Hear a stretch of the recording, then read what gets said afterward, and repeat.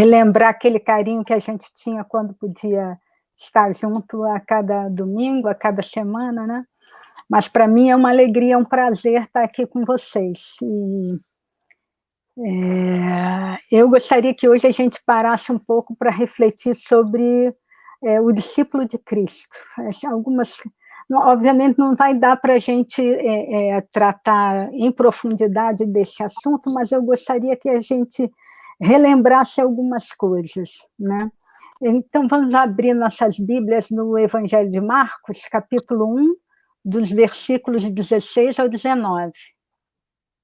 Andando à beira do mar da Galileia, Jesus viu Simão e seu irmão André lançando redes ao mar, pois eram pescadores. E disse Jesus: sigam-me e eu os farei pescadores de homens. No mesmo instante, eles deixaram as suas redes e o seguiram. Indo um pouco mais adiante, viu num barco Tiago, filho de Zebedeu, e João, seu irmão, preparando as suas redes. Logo os chamou e eles o seguiram, deixando Zebedeu, seu pai, com os empregados no barco. Eles foram para Cafarnaum, e assim que chegou o sábado, Jesus entrou na sinagoga e começou a ensinar. Vamos ter um momento de oração. Senhor Jesus, a tua palavra foi lida e agora a gente pede que o teu Espírito nos ensine, nos ministre, para que a gente possa tirar lições que nos desafiem a uma vida mais próxima de ti, mais comprometida com o teu reino. Em Cristo Jesus. Amém. Então, queridos, esse é um dos textos que tratam do chamado de Jesus aos seus discípulos. Ao contrário do que possa imaginar nesse primeiro momento, esse não foi o primeiro encontro que Jesus teve com os discípulos. Em outros evangelhos isso é explicitado, né, como o evangelho de João e de Lucas, né. O próprio André, que foi chamado aqui por Jesus, irmão de Pedro, ele era discípulo de João Batista. E num dos momentos em que Jesus passava, João Batista disse: esse é o Cordeiro de Deus. E aí André se despede de João e segue Jesus. A seguir ele convida seu irmão e fala: olha, nós achamos o Messias, aquele de quem falam as Escrituras, né? E mesmo após esse primeiro contato, tiveram outros momentos em que Jesus esteve com os discípulos sem desafiá-los a segui-lo, né? Eles chegaram até a voltar às suas atividades de trabalho no Mar da Galileia, mas um encontro mudaria, em definitivo, a vida deles. Em Lucas 5:4, não precisa abrir, porque é um texto conhecido, é descrito o encontro de Jesus com eles, que após passarem uma noite pescando, não conseguiram pescar nada, e sob a orientação de Jesus, eles lançam as redes novamente, a despeito da resistência de Pedro, que diz: Senhor, a gente tentou pescar a noite inteira e não conseguiu, mas pela tua palavra eu vou lançar, né? E aí eles lançam a rede, e a rede vem quase arrebentando de tanto peixe, eles chamam amigos para virem ajudar a retirar, e aí, a partir daí, vem o convite de Jesus: sigam-me e eu os farei pescadores de homens, né? Então, logo depois, esse mesmo convite é feito a Tiago e João, que também deixaram seu pai e o aparente negócio bem-sucedido da família com a pescaria para seguir Jesus, né? E então eu gostaria que a gente parasse um pouco para pensar quem são essas pessoas que foram chamadas por Jesus, né? É claro para a gente que não foram chamados eles foram os primeiros chamados após terem sido observados por Jesus. Se você perceber no texto, lá que nós lemos, diz que Jesus viu Simão, irmão de André, lançando as redes, e disse: siga-me.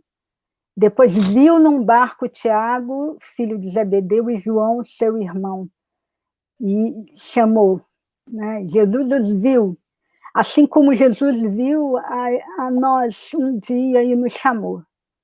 Não é uma coisa ao acaso, né? Mas, ao contrário, Jesus nos, nos chama de forma clara, o objetivo, o convite não é aleatório, mas é importante a gente pensar que esses homens tinham algumas características que nos chamam a atenção, né?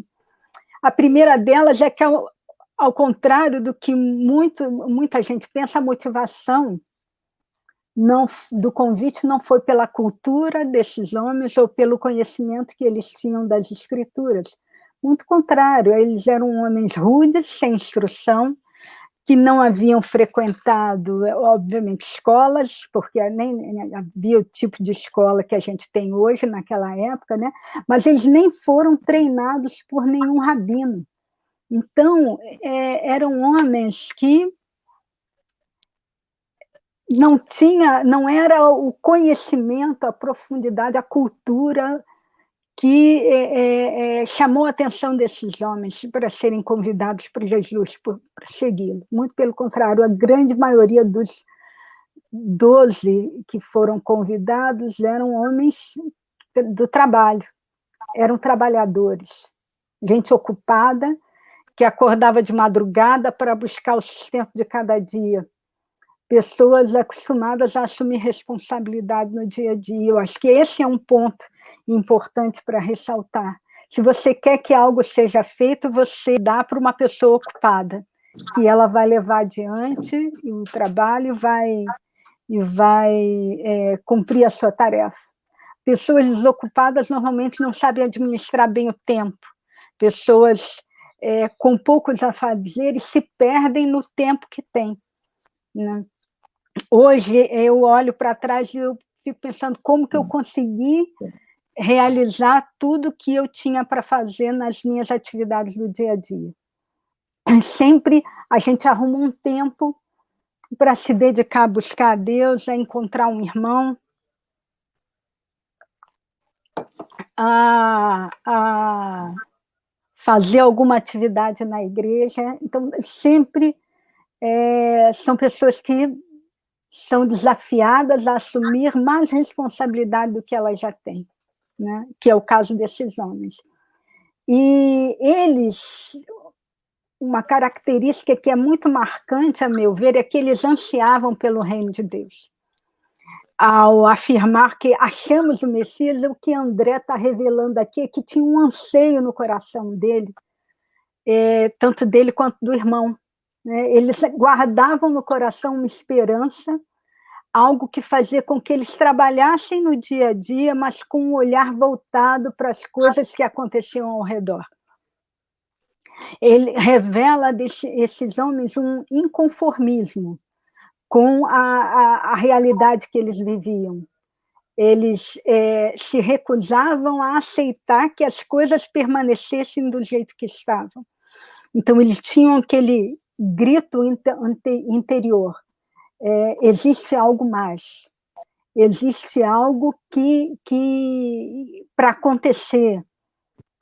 Para isso, eles tinham que estar alertas, atentos ao que acontecia, para não deixar passar as oportunidades. Eu acho que esse é um ponto que nos chama a atenção, para que a gente tenha esse olhar para o dia a dia também, porque Deus nos fala através das circunstâncias, das pessoas, através da sua palavra, dos irmãos, mas também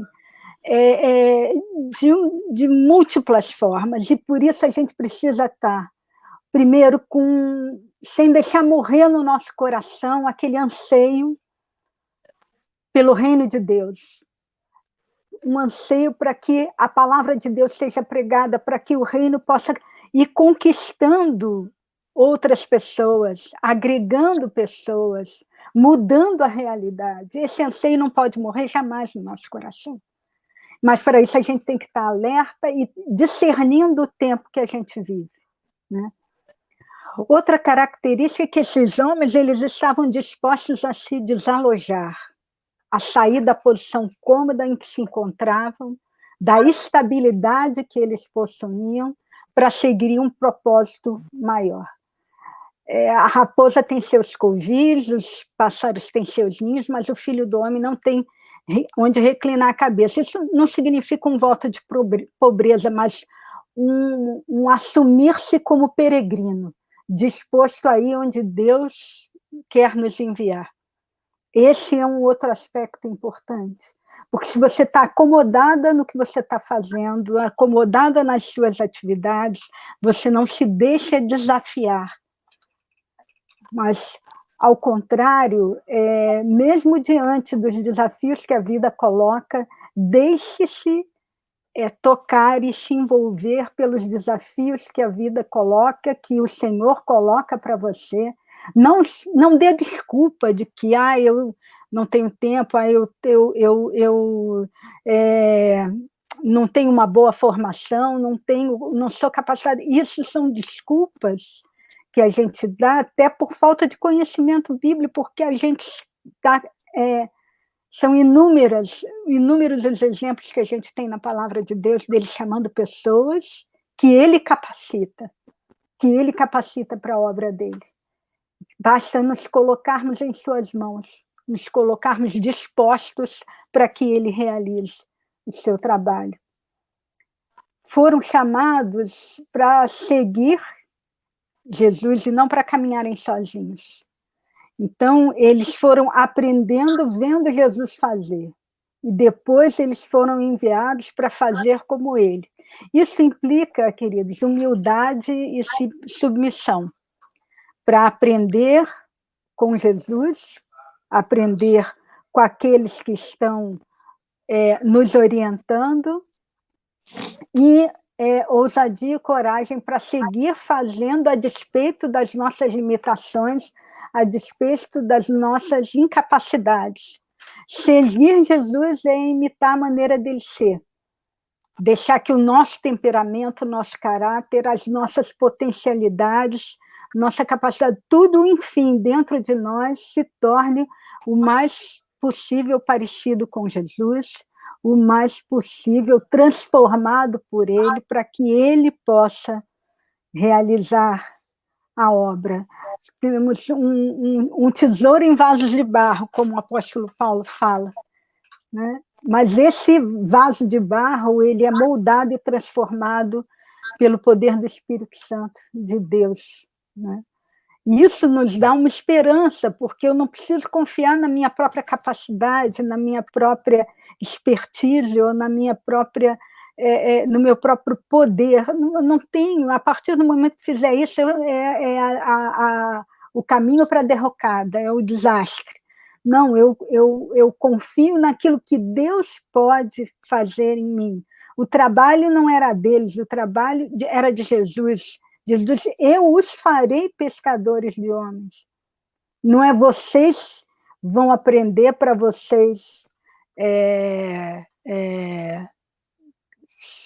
se tornarem pela capacidade de vocês. Ao contrário, é Jesus quem opera o milagre da transformação em nós por meio do Espírito Santo. E isso é um processo gradual que leva a vida inteira.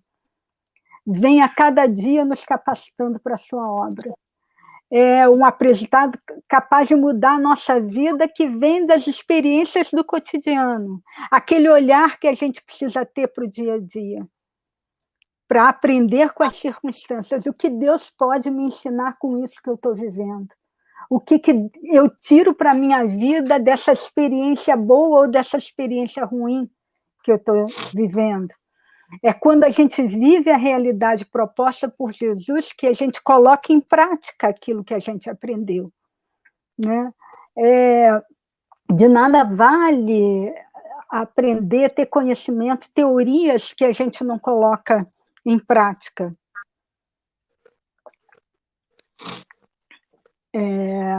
Um exemplo disso é a fé, né? A fé, ela só é concedida na medida em que você coloca ela em prática e aplica. Aí você descobre que você está caminhando e amadurecendo na fé. Se você não é desafiado a colocar a sua fé em prática, você não sabe nem que tem, né? Então, a menos que a gente encarne aquilo que foi aprendido e se deixe ser usado por Deus, A gente não amadurece, não cresce e não vê o potencial que Deus está liberando em nós. São, assim, as lições que a gente não esquece jamais, e não aquilo que a gente estuda propriamente dito, né? Outra característica desses homens é que eles se submeteram a Cristo sem hesitar, optaram por deixar trabalho, família, o negócio, vínculos importantes que davam a eles tanto estabilidade emocional quanto estabilidade financeira, para seguir aquele que lhe chamava. Seguir Jesus não é cumprir um conjunto de regras morais, não é parar de roubar, parar de mentir, ser honesto no trabalho. Seguir Jesus é seguir uma pessoa. Seguir essa pessoa é ser discípulo dele. Ser discípulo é aprender com ele e viver da maneira como ele viveu. E, acima de tudo, antes de ser honesto, o que Jesus fez foi cumprir a vontade do Pai. Antes de qualquer regra moral, Jesus foi obediente ao Pai até o fim. E é isso que somos desafiados a ser com Jesus, né? A gente, nessa caminhada, tem muitas coisas que nos frustram, né? E eu até já falei sobre os discípulos no caminho de Emaús, no grupo de mulheres, mas é um texto que tem me tocado muito esses dias, e eu tenho refletido novamente sobre ele, porque os discípulos aprenderam com Jesus durante 3 anos, conviveram com ele ali, e quando Jesus morreu, eles, ainda que tivessem já dito para eles que Jesus havia ressuscitado, eles abandonaram Jerusalém e foram para Emaús.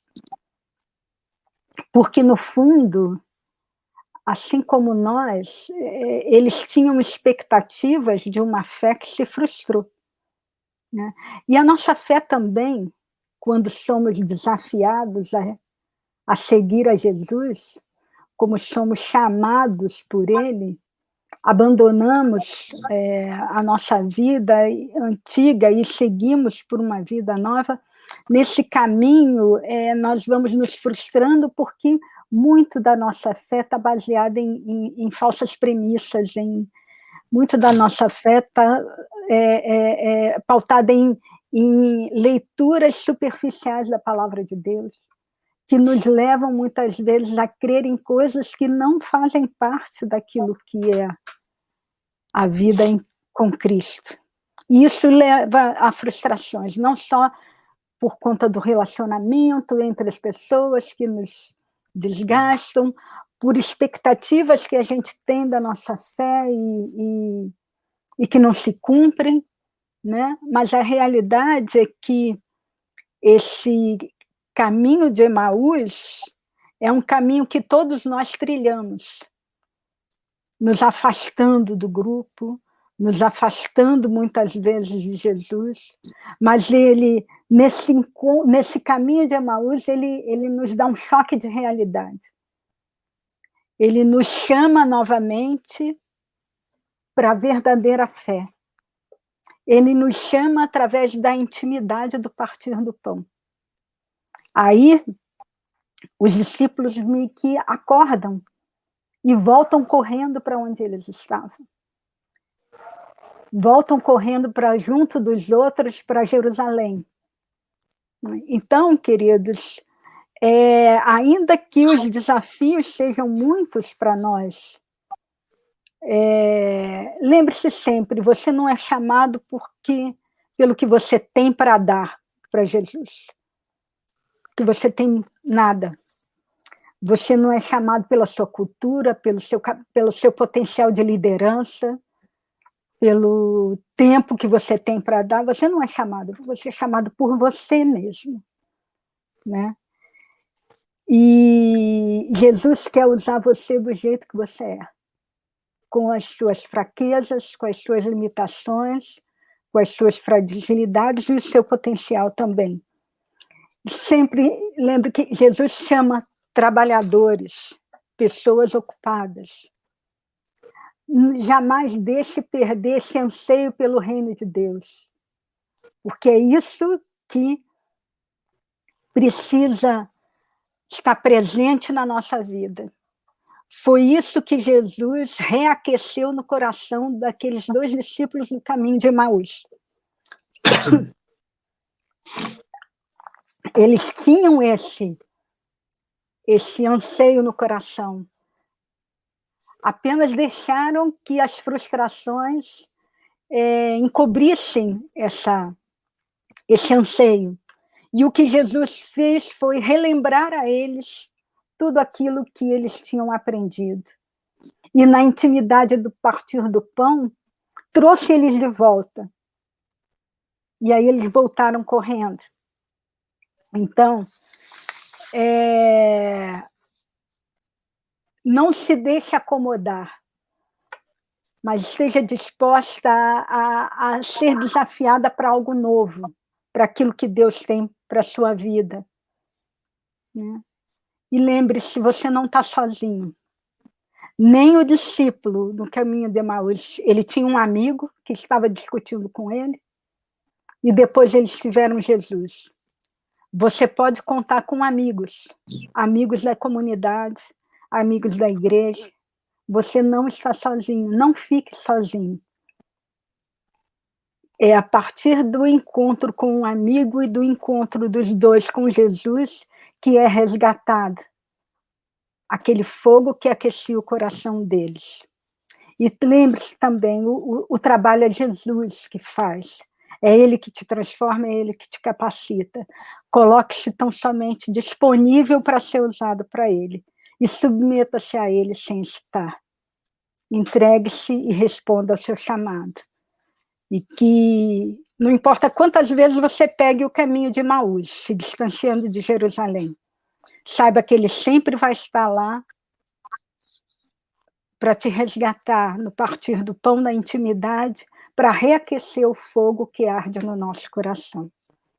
Amém, queridos? Era essa palavra que eu tinha para vocês e que eu espero possa estar, de alguma forma, aquecendo um pouco o coração de cada um de nós nesse desafio que é ser discípulo de Jesus, que é segui-lo. Amém.